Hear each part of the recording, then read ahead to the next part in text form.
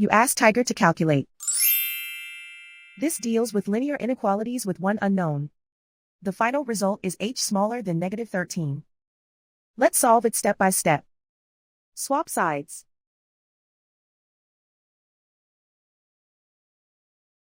Isolate the h. Divide both sides by 6.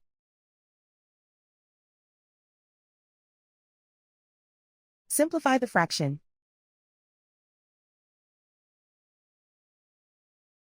Find the greatest common factor of the numerator and denominator.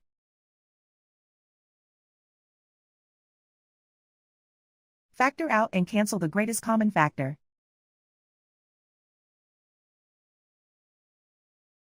Plot the solution on a coordinate grid.